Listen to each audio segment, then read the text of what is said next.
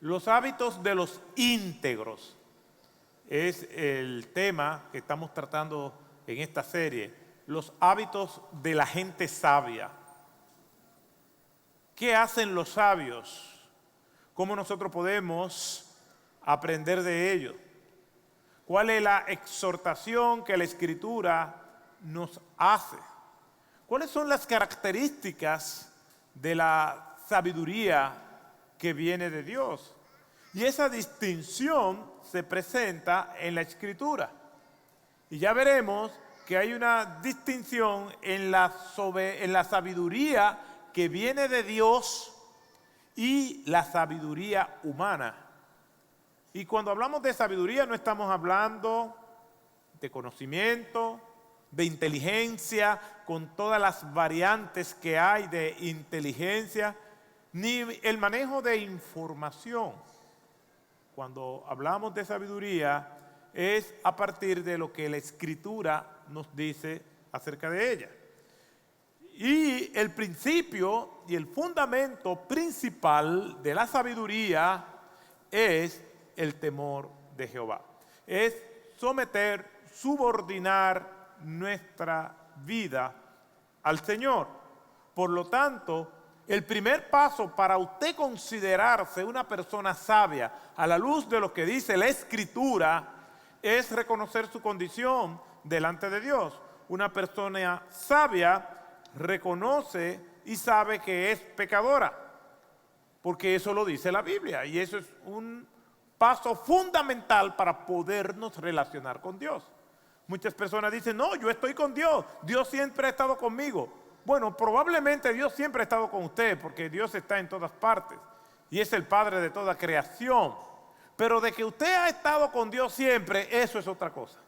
Porque hay un muro que nos separa de Dios desde que nacemos, y es el muro del pecado. Por eso es que dice Romanos 3:23, por cuanto todos pecaron y están separados, destituidos de la gloria de Dios. Una persona sabia, puesto que la Escritura dice al principio del libro de los Proverbios que el temor de Jehová ese es el principio de la sabiduría. Una persona sabia a la luz de la Escritura reconoce que es pecadora. Al reconocer esto viene humillada delante de Dios, le pide perdón por sus pecados, le dice al Señor que se arrepiente de esos pecados cometidos hasta ese momento y le pide a Dios que le salve, que le reciba como su hijo, y esta persona a su vez recibe a Cristo como Salvador y como Señor de su vida. No podemos separar el señorío de Cristo de la salvación que Él provee.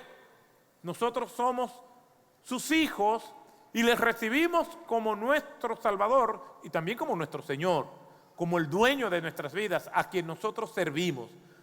En el momento del arrepentimiento, la persona no solamente está diciendo que se arrepiente de sus pecados y que él quiere que el Señor lo salve, lo cual es una idea que le agrada a todo el mundo, sino que el Señor quiere que usted dedique su vida en su paso por este mundo.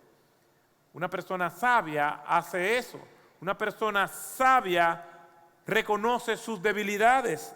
Y el apóstol Pablo, hablándole a los Gálatas, dice en el capítulo 5, versículo 17, porque el deseo de la carne es contra el espíritu, y del espíritu es contra la carne, pues estos se oponen el uno al otro, de manera que no podéis hacer lo que deseáis.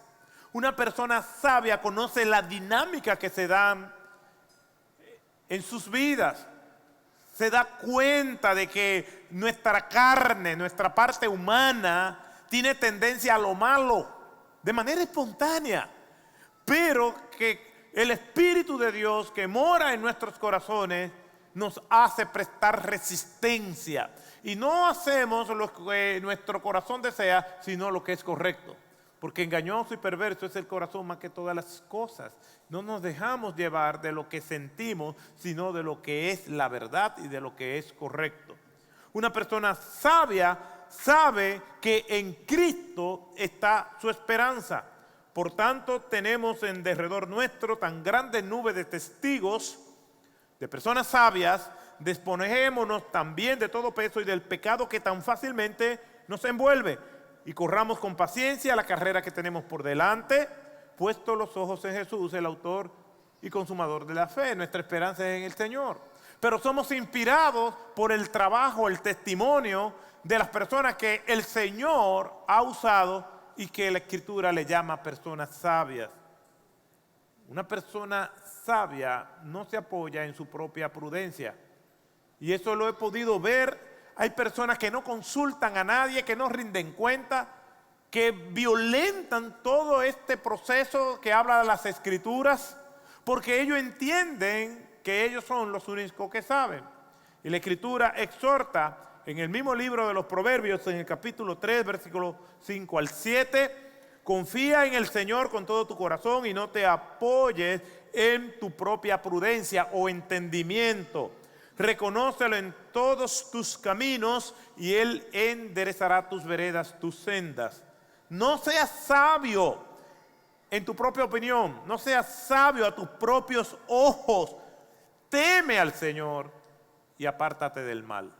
Por eso es que hay muchas personas que no les gusta consultar, porque ellos han decidido hacer las cosas a su manera, y aun cuando les va mal, todo el mundo es responsable, menos ellos.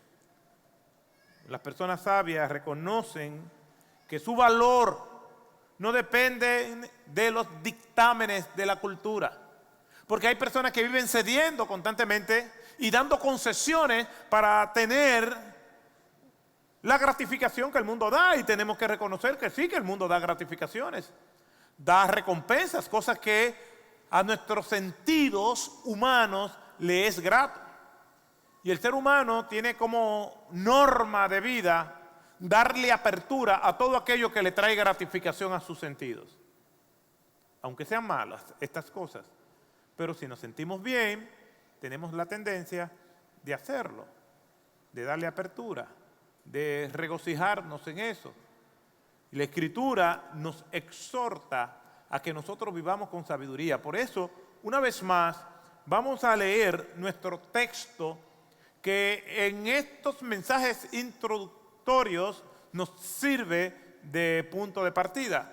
Y es el libro de Proverbios, capítulo 13, versículo 20. Y hacíamos la exhortación en el primer sermón, que Proverbios tiene 31 capítulos. Por lo tanto, una práctica sabia es leer un capítulo diario, uno por cada día de la semana. ¿Qué capítulo toca hoy? Bueno, según el día de la semana en el cual nosotros estemos, y así sucesivamente. Hoy es domingo 13, pues se toca leer Proverbios capítulo 13. Ahora, no es que solamente nos vamos a limitar al libro de Proverbios, ese es un valor agregado de la lectura de la Escritura. Haga su devocional normal y agréguele valor leyendo un proverbio diario. Y cuando termine ese mes, comience desde Proverbio 1 y así sucesivamente cada día.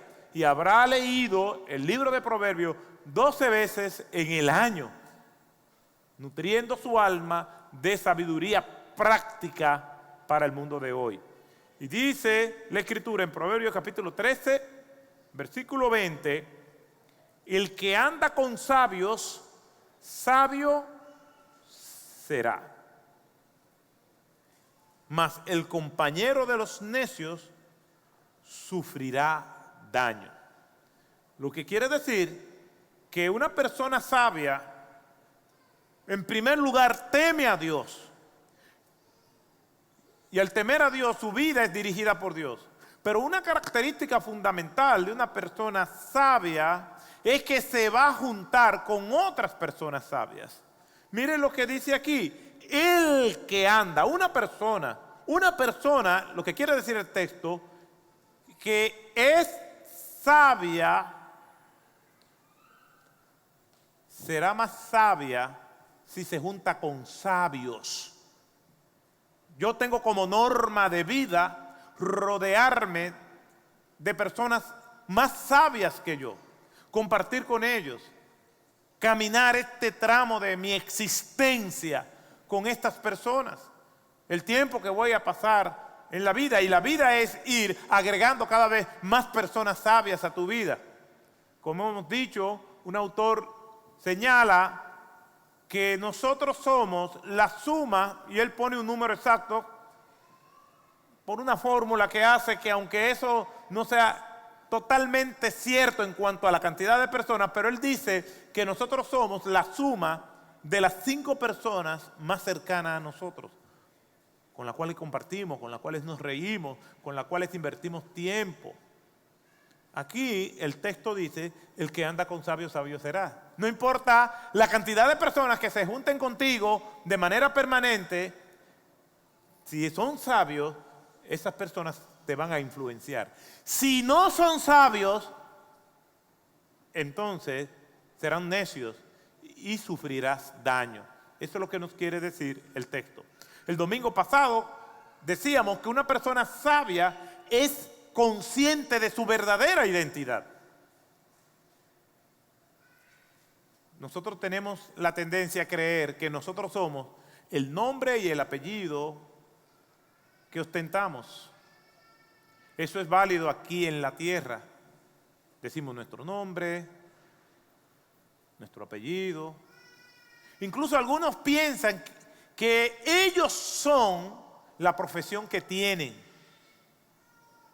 Y ellos, cuando se presentan, aun cuando no es un ambiente profesional, ellos dicen, mucho gusto, doctor fulano de tal, ingeniero fulano de tal, licenciado fulano de tal, porque han añadido a su identidad su profesión.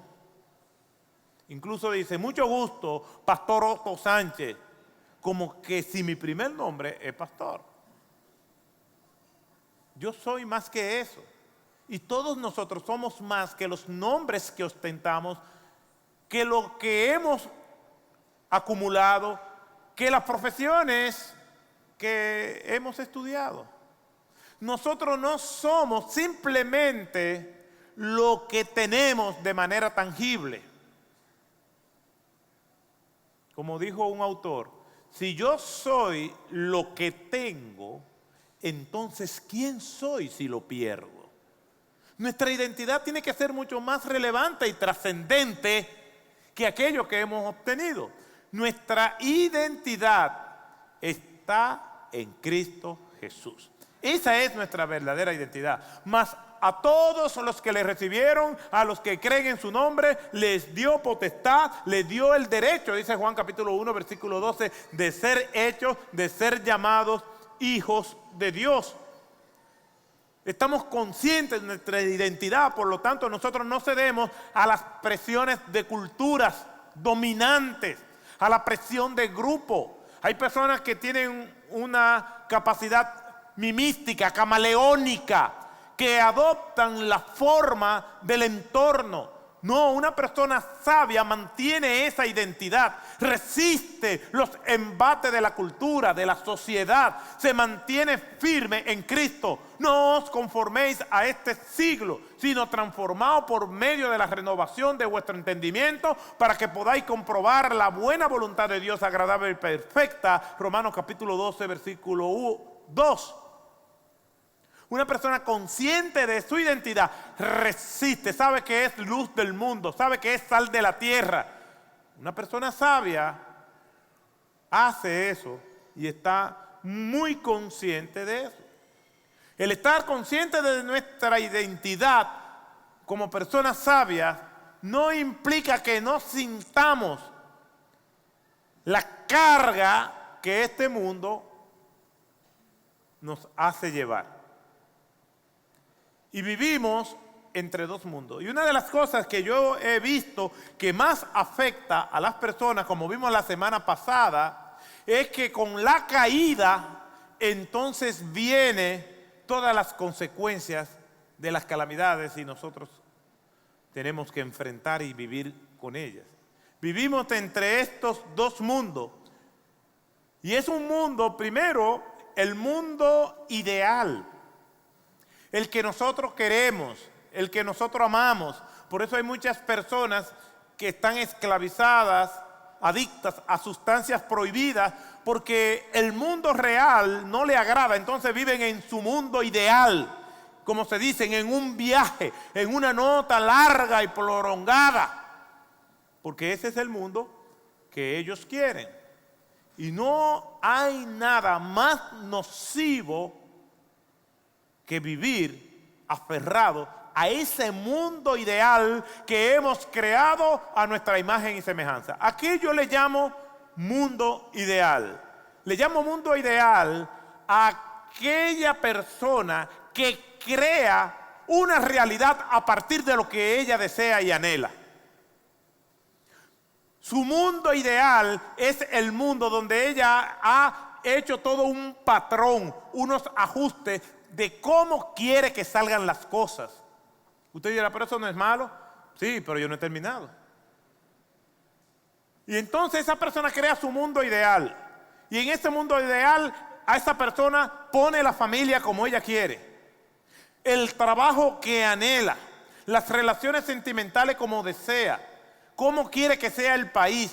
Y esa persona, ese mundo ideal que ha creado, entonces se aferra a ese mundo y vive para ese mundo. Estas personas sienten los embates y las consecuencias terribles que vienen cuando este mundo ideal es invadido por el mundo real.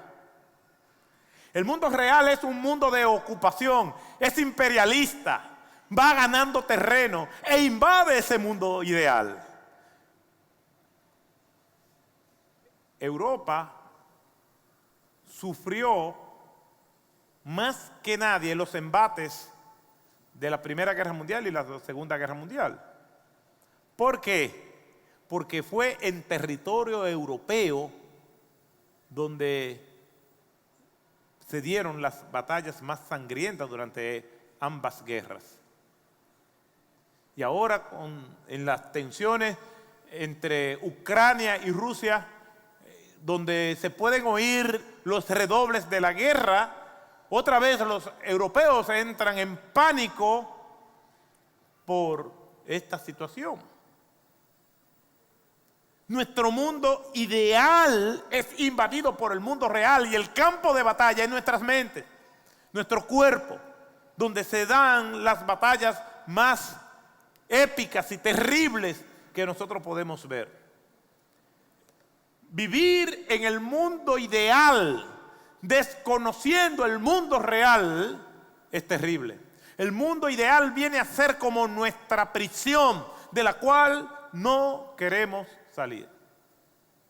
Le voy a poner un ejemplo que he escrito con relación a lo que es esta batalla y las tensiones que se dan en ambos mundos. Una persona se ha esforzado para que la tomen en cuenta en su trabajo, lo cual no es nada malo.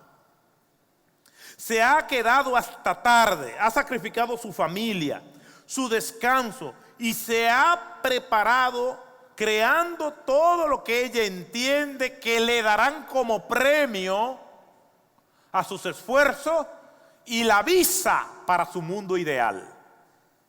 En otras palabras, esta persona ha hecho todo, se ha esforzado hasta el límite y tiene expectativas que le van a componer y arreglar lo que ella anhela, su mundo ideal. ¿Y cuál es su mundo ideal? Bueno, esa persona tiene una idea de cuál será su nuevo salario, ha visto la nueva casa que se va a comprar, un nuevo auto, y como consecuencia de todo esto, las nuevas amistades que van a estar al nivel de ella y que desea tener con todas sus ansias en la nueva posición social que esta persona quiere ostentar. Un día llega a su trabajo y se da cuenta que el ascenso que tanto esperaba por todo lo que hizo, no se lo dieron a ella, sino a otra persona. el mundo real marcha y ocupa su mundo ideal. Y todo se le viene abajo. Y las botas avasallantes y las tropas de infantería ocupan su mundo ideal y lo destruyen. Y las reacciones no se hacen esperar. Comienzan las protestas de su mundo ideal que presta resistencia a esta ocupación.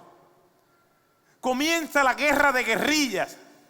Comienza todo un plan involuntario y muchas veces voluntario para no dejarse estropear por el mundo real. Su microuniverso, su mundo ideal ha sido invadido tenazmente por el mundo real. Los guerrilleros hacen sus ataques y las pancartas de protesta. ¿Y quiénes son los que protestan?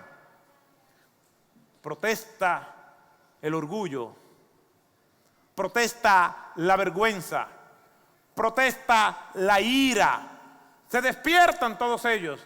Todas estas emociones que vinieron como consecuencia de la caída, como lo vimos la semana pasada, entonces comienzan a hacer sus efectos y lo sentimos en este campo de batalla que es nuestra mente.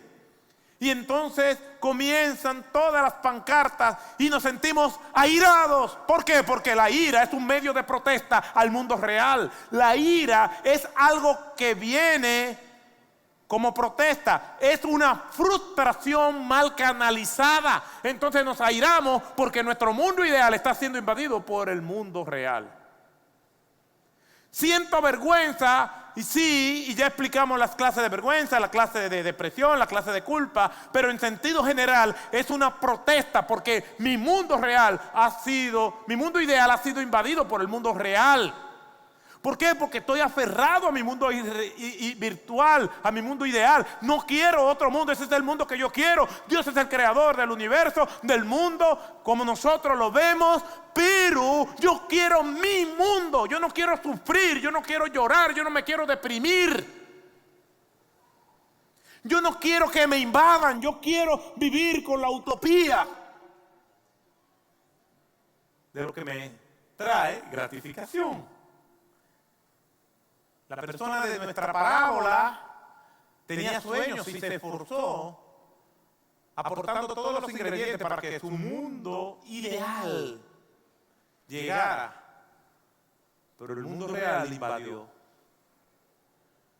Y todos los sentimientos que vemos como consecuencia de la caída en Génesis capítulo 3, versículo 4, protestan y se levantan prestando resistencia. Ese mundo ideal cree que la obtención de cosas que traen gratificación le darán la paz, le darán el placer y el gozo que desean.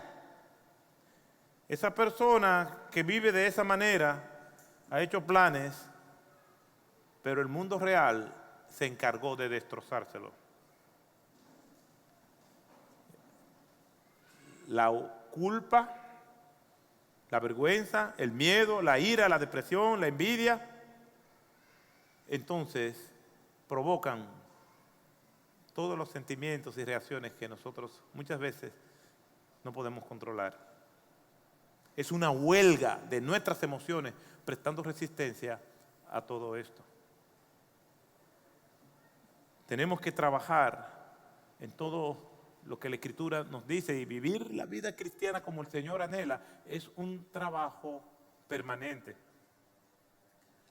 Lo que quiere decir que debemos preservar y perseverar lo que Dios nos ha dado.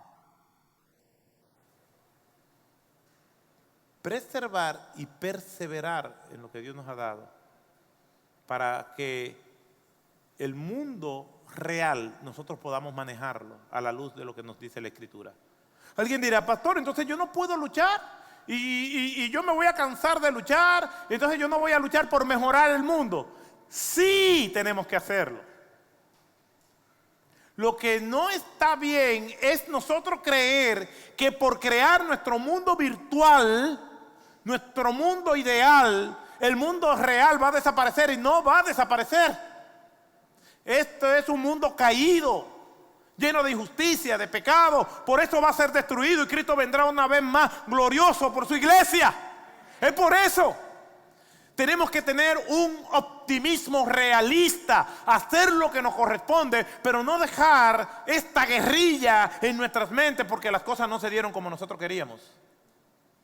Una persona sabia lucha, trabaja, persevera en todo lo que es correcto, se sacrifica por los demás, pero sabiendo siempre que no puede desconectarse de las realidades de este mundo real. De todo lo que este mundo real trae. No se puede desconectar. Tenemos que perseverar en todo lo bueno. Miren lo que el apóstol Pablo dice en Filipenses capítulo 4, versículo 9. Por lo demás, hermanos, todo lo que es verdadero, todo lo digno, todo lo justo, todo lo puro, todo lo amable, todo lo honorable, si hay virtud alguna o algo que merece elogio, en esto pensad, en esto meditad, lo que también habéis aprendido y recibido y oído y visto en mí, esto practicad, y el Dios de paz estará con vosotros. El apóstol Pablo hace esta exhortación, pero para poder comprender la dimensión y el alcance de esta exhortación, tenemos que irnos a los versículos 6 y 7. Y el apóstol Pablo está dando parte de su testimonio en el libro de Filipenses, en esta maravillosa epístola. En el capítulo 1 y en el capítulo 2, Pablo habla de las personas que le rodean. En el capítulo 1 habla de aquellos que están en Roma. Pablo está preso en Roma y habla de las personas que le rodean allí. En el capítulo 2 habla de Timoteo y de Epafrodito, pero los dos últimos capítulos, el 3 y el 4, Pablo se lo dedica a él, a hablar de sus vivencias, de sus sufrimientos, de todo lo que él ha padecido y cómo se mantiene gozoso. Fíjese, Pablo le está diciendo, hermano, todo lo justo, todo lo bueno, en esto pensar. ¿Por qué? Porque Pablo ha hablado de todas las calamidades y situaciones que le han venido en su vida. Es como para rendirse. No, yo no puedo cambiar este mundo, yo no me puedo cambiar a mí mismo, yo no puedo hacer nada, yo me voy a quedar de brazos cruzados, como las personas que dicen, ¿para qué vamos a estar prestando resistencia a tantas cosas malas si como quiera Cristo viene? No, tenemos que persistir en todo lo justo, en todo lo puro, en todo lo bueno, en donde quiera que hay justicia. Ahí debemos estar nosotros puestos de pie, marchando con lo justo, marchando con lo bueno, haciendo todo lo que nos corresponde. A veces tenemos ese fatalismo escatológico de que no vamos a hacer nada porque Cristo viene. Decía Edmund Burke, lo único que hace falta para que el mal triunfe es que la gente buena no haga nada. No podemos caer en este catástrofe pensamiento de que porque el mundo real es así, yo no voy a hacer nada. No, yo tengo aspiraciones y voy a hacer todo lo que es correcto, pero sin dejar de saber, de pensar, de meditar cuál es la realidad. El mundo ideal no existe en la tierra. ¿Cómo? No existe. Yo no lo sabía, pues sépalo. Como le dijeron a Neo, welcome to the real world, bienvenido al mundo real. Ese es el mundo en el que nosotros vivimos, lleno de complejidades, contradicciones. Cuando una persona viene aquí de otro país donde hay más orden, yo siempre le pido disculpas en nombre del país por el tráfico, por cómo se conduce aquí, en esta anarquía permanente que nosotros vivimos y por otros males más que nosotros tenemos. Pero ese es el mundo. Y ese es nuestro país. Entonces yo tengo dos opciones. Bueno, el Señor viene, yo no puedo hacer nada por arreglarlo, o voy a luchar en todo lo que Dios me ha dado con los recursos que tengo para cambiar esto, pero sabiendo cuál es la realidad. Nosotros estamos en este mundo real y el mundo ideal no existe. El mundo real me causa dolor. Claro que sí. El mundo real no me gusta. No me gusta. Pero ese es el mundo en el que vivimos. Y podemos, si lo vemos desde la perspectiva bíblica, darle gracias al Señor por todo. Porque aún con toda su decadencia y todo el destrozo al plan original de Dios, todavía tenemos razones para darle gracias al Señor por mantenernos vivos. Darle gracias al Señor por estar en este mundo donde nosotros somos luz de Él y sal de Él también, en el nombre de Jesús. Pero nosotros debemos saberlo. El mundo real me causa dolor, claro, sí. Pero el mundo ideal, ¿sabes qué? Es peor que el mundo real. Solamente hay un mundo de perfección y es el mundo celestial. Pero el mundo ideal aquí no existe. Prefiero vivir en mi mundo ideal, pero ese mundo ideal te desconecta. Y las tiranías de los sueños frustrados te terminarán hundiendo. El mundo ideal es peor que el mundo real. Porque no te da armas para combatirlo, porque todo es bueno. Pero cuando las hordas del mundo real te invaden, no hay forma de resistir. Y te llevan arrastrado a tus calabozos, a tus mazmorras para confinarte allí. Como diría R.C. Sproul, Diógenes buscando ese mundo ideal. El Diógenes de la antigüedad que examinaba los más oscuros rincones de Atenas con su linterna buscando en vano un hombre honesto. O como los caballeros medievales que buscaban el santo grial. Es la búsqueda de la piedra filosofal hasta la obsesión por descubrir Shangri-La. Cierro la cita. Una persona sabia incluso tiene conciencias de sus utopías y sueños. Y no es que no soñemos, y no es que no anhelemos cosas buenas. Sí, todo esto que hacemos, pero sin desconectarnos del mundo real. Leí hace un tiempo un pensamiento que dice: prefiero los sueños a las ilusiones. Porque cuando sueño, sé que tengo los ojos cerrados, pero cuando me ilusiono, creo que los tengo abiertos. Es soñar, es luchar sabiendo la realidad que estamos viviendo. En este drama que significa la existencia, una persona sabia, en vez de vivir en el ostracismo, en el exilio de su mundo ideal y siendo víctima de las invasiones constantes del mundo real a su territorio, que le va a llevar a la depresión, que le va a llevar a la ira, a la vergüenza, a la culpa. Una persona sabia, en vez de autosegregarse, de vivir como una ermitaña lejos de todo, una persona sabia sale al mundo irreal y lo enfrenta en el nombre de Jesús. ¿Y sabes qué? El Señor le guía y le bendice. R.C. Sproul nos da esta declaración de la búsqueda desenfrenada del mundo ideal. También creo que C.S. Lewis agrega mucha luz y describe artísticamente cuál es el drama del ser humano entre su mundo ideal y el mundo virtual. Mire lo que dice C.S. Lewis en su maravilloso libro El problema del dolor. En la página 22 dice: las criaturas causan dolor al nacer. Viven infligiéndose dolor y mueren.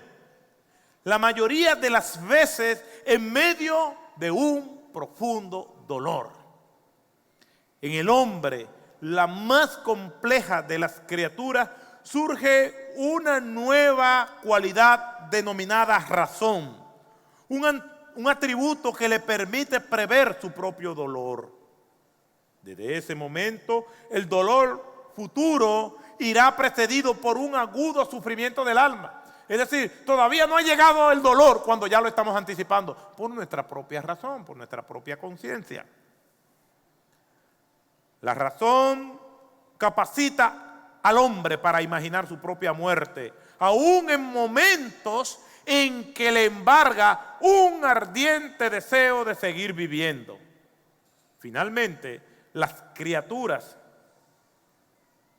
le permite urdir sentimientos de ingeniosas invenciones para infligir a sus semejantes o a las criaturas irracionales un dolor mayor que el otro, de otro modo, hubiera podido causar. Siempre digo que la maldad del hombre es tan intensa como su genialidad. Vemos tantos inventos en este mundo y tantas cosas que nos facilitan la vida, pero su maldad compite con su genialidad. La historia de la humanidad, sigo con Luis, es en gran parte una consecuencia de crímenes, guerras, enfermedades y dolor. En medio de tanto desastre, aparecen ocasionalmente tramos de felicidad que solo sirven para despertar en el hombre el angustioso temor de perder esa felicidad cuando se goza de ella y el hiriente sufrimiento de recordarla una vez desaparecida. Cierro la cita. Cuando estoy en ese momento de bienestar, vivo con el temor del asomo o de las invasiones del mundo real a este mundo virtual que estoy viviendo por un tramo. Y cuando ya las tropas del mundo real llegan a mi mundo ideal, entonces vivo del recuerdo de las conquistas de ese mundo ideal. Una persona sabia sabe quién es, no necesita poses, ni máscara, ni cederá a las presiones de grupos, de la cultura, de ambientes. Una persona sabia no cede a las convenciones temporales del momento.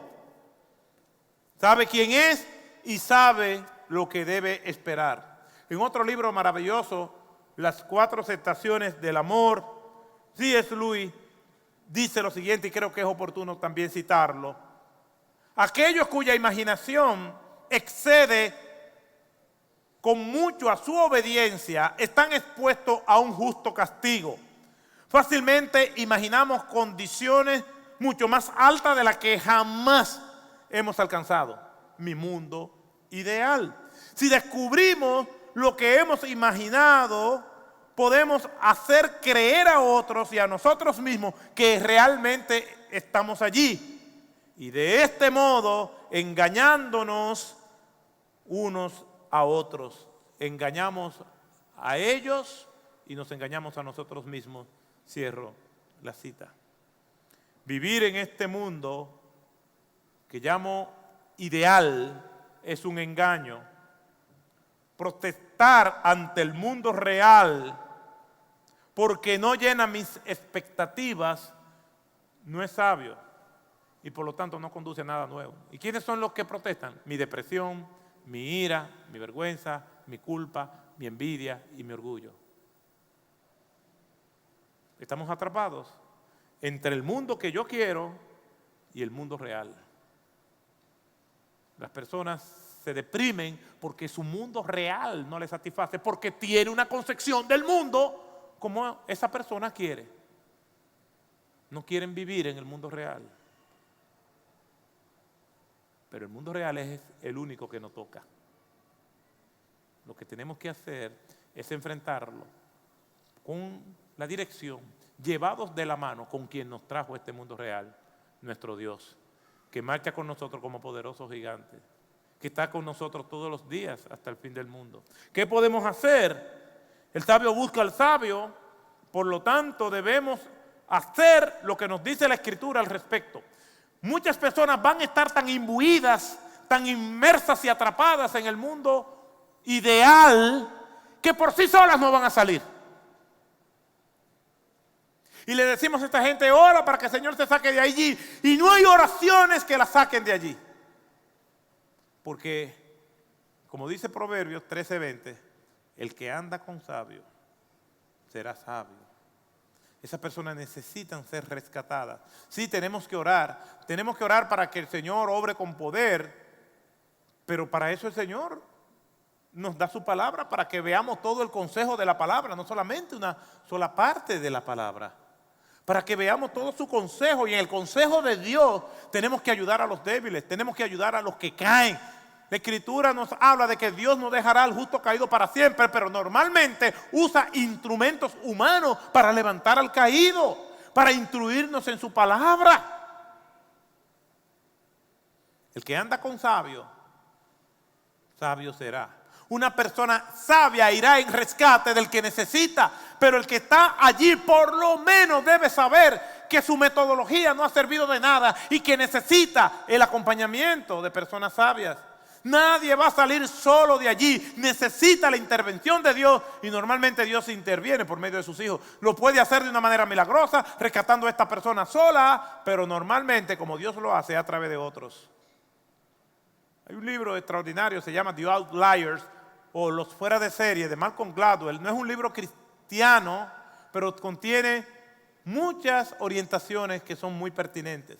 Y el autor dice: tú ves esas historias de personas que lograron alcanzar el éxito, que se abrieron paso ellos solos, que nadie los ayudó. Eso es mentira. Siempre hay agentes determinantes, catalíticos, que en la gracia de Dios son puestos ahí para ayudarnos. El mundo ideal es tiránico y tiene a muchas personas encadenadas. Lo que tenemos que pedirle a Dios, que para salir de ese mundo nos dé su luz y nos dé su guía. Una persona que está en ese mundo debe discernir que cuando los sabios llegan no son invasores. Es el equipo de rescate para llevarnos a puerto seguro. Es el equipo de rescate que Dios manda. Por eso dice el texto: el que anda con sabios, deja que los sabios ocupen tu vida, para que oren contigo, para que ayunen contigo, para que te acompañen en ese tramo. Como dice un proverbio africano, si te vas cerca, te puedes ir solo, pero si quieres llegar lejos, vete acompañado. ¿Qué hacer ante esta realidad? ¿Cómo nosotros podemos salir? En primer lugar, piense correctamente de usted. Romanos capítulo 12, verso 13. Porque en virtud de la gracia que me ha sido dada, diga a cada uno de vosotros que no piense más alto de sí de lo que debe de pensar, sino que piense con buen juicio, con cordura de usted. A veces, por orgullo, por vergüenza, creemos que nosotros solos podemos.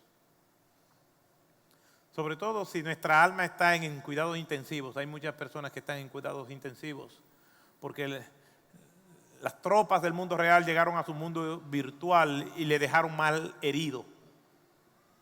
En cuidados intensivos usted no se puede valer por sí mismo. Necesita personas que le cuiden. Tantas veces que yo he tenido que ir a hospitales, que he tenido que ir a la unidad de terapia o de cuidados intensivos, allí están las personas a merced y voluntad de todos los que están allí. Una persona sabia por lo menos se da cuenta que está allí en aquella unidad y toda la ayuda que viene la recibe. Todo el que está en esa unidad es un personal especializado. De hecho, el personal médico que trabaja en esa unidad solamente trabaja en esa unidad. Son especialistas en esa área. Médicos y paramédicos, todos son especialistas. Esa es su área de trabajo. Las personas que Dios envía para sacarte y librarte de la tiranía del mundo virtual. Déjate ayudar. El que anda con sabios será sabio.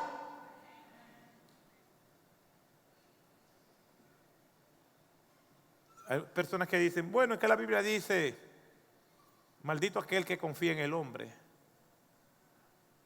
Y sacamos de contexto lo que quiere decir. Maldito aquel que confía en el hombre como la esperanza y la salvación de su alma. Porque el único que salva es Dios a través de su Hijo Jesucristo.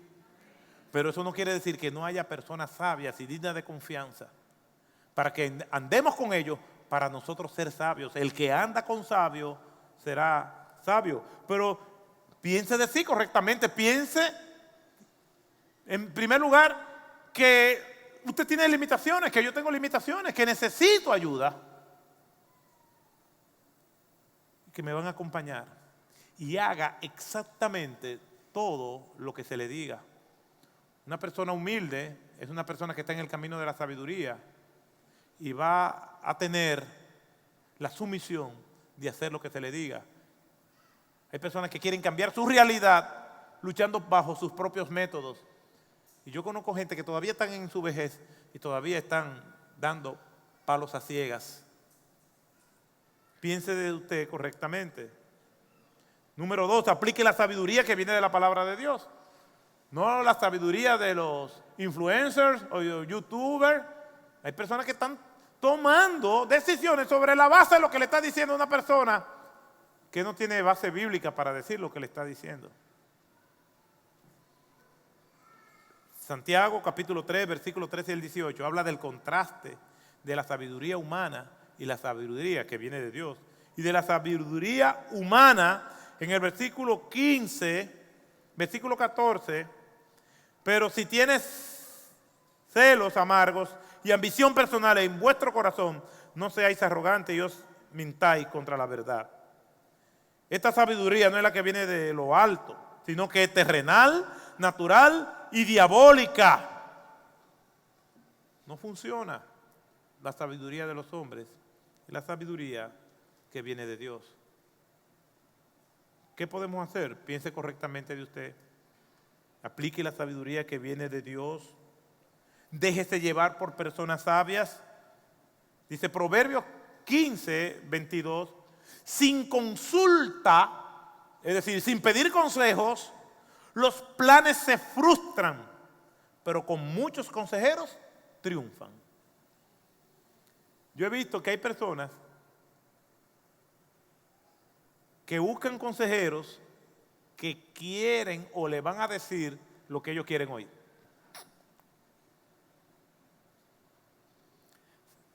En los hijos se ve eso también, ¿eh? Los hijos piden permiso a papi o a mami dependiendo de lo que quieran. Y hay personas que vienen donde ti y te dicen, mira, ¿qué tú crees de tal cosa? Y si tú le dices lo contrario, te dicen entonces, ay, pero ya yo tomé la decisión, entonces ¿para qué estás consultando? No estás consultando, estás informando. Como la joven que me dijo, pastor, yo quiero consultarle algo. Mire, yo entré, yo conocí a un muchacho, y ¿quién es ese muchacho? Un satélite que andaba por ahí, entonces me dice esto y esto y esto. Digo, ¿tú lo conoces? Bueno, estamos hablando, han avanzado en la conversación. No tanto, por eso le estoy consultando a usted. Ah, bueno. Y tú sabes quién es él, su familia y todo. Bueno, estamos hablando, pastor. Mira, yo te recomiendo que tú y él vengan a hablar los dos conmigo, porque yo lo conozco bien a él. Y yo le voy a hacer unas preguntas a él delante de ti. Ajá, ¿y qué es? No, vengan los dos, porque no sería delicado yo decírtelo. De hecho, yo voy a hablar con él. Lo primero fue que él se me desapareció, que yo no lo vi nunca. Al tiempo, se comprometieron. Y yo la llamé y le pregunté. Dice, bueno, lo que pasa es que ya yo estaba comprometida con él. Entonces tú no me estabas consultando. Tú me estabas informando para que yo te diera el sello de aprobación.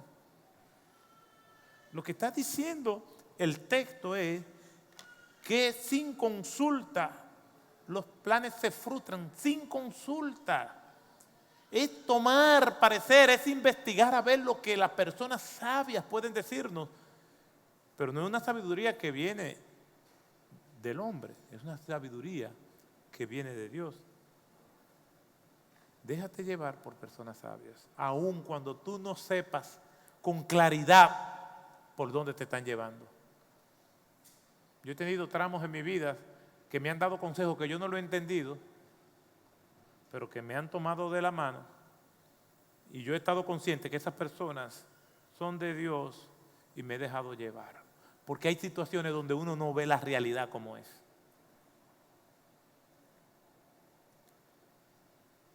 Clyde Wearing es un antiguo director de orquesta, virtuoso, músico y productor. Sufrió una encefalitis y su sistema límbico en el cerebro fue seriamente afectado, principalmente el hipocampo, que es de donde se maneja nuestra memoria. Tiene una amnesia que solamente le puede hacer recordar lo que ha pasado solamente por un periodo de 7 segundos. Cada vez que pasan 7 segundos, él olvida todo. Terrible su situación. Él todavía está vivo, eso le ocurrió en su juventud, y está recluido en un centro especializado donde una persona con su condición se atiende. Él solamente retiene 2 cosas: la habilidad para tocar, porque es pianista, y a su esposa. Después todo lo borró.